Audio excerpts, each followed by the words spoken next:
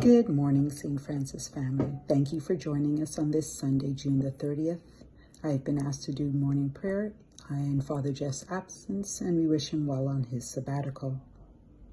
Today's reading is from the Holy Gospel according to Mark. When Jesus had crossed again in the boat to the other side, a great crowd gathered around him, and he was by the sea. Then one of the leaders of the synagogue, named Jairus, came, and when he saw him, fell at his feet and begged him repeatedly, "My little daughter is at the point of death. Come and lay your hands on her so that she may be well and live." So he went with him, and a large crowd followed him and pressed in on him. Now there was a woman who had been suffering from hemorrhages for 12 years.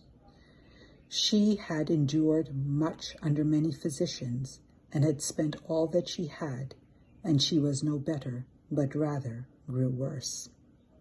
She had heard about Jesus and came up behind him in the crowd and touched his cloak. For she said, "If I but touch his clothes, I will be made well." Immediately her hemorrhage stopped, and she felt in her body that she was healed of her disease. Immediately aware that power had gone forth from him, Jesus turned about in the crowd and said, "Who touched my clothes?" And his disciples said to him, "You see the crowd pressing in on you. How can you say, 'Who touched me?'" He looked all around to see who had done it.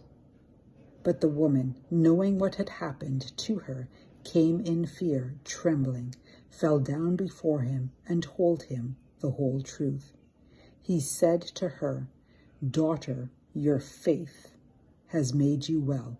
Go in peace and be healed of your disease."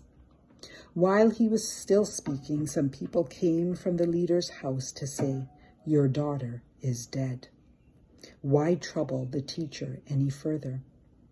But overhearing what they said, Jesus said to the leader of the synagogue, "Do not fear, only believe." He allowed no one to follow him except Peter, James, and John,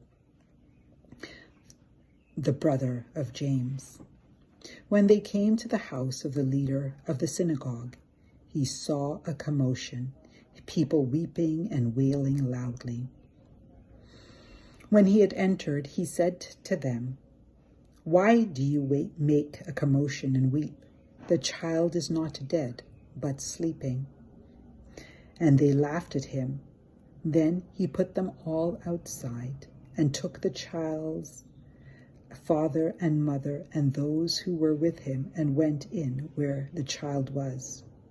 He took her by the hand and said to her, "Talitha, come," which means, "Little girl, get up."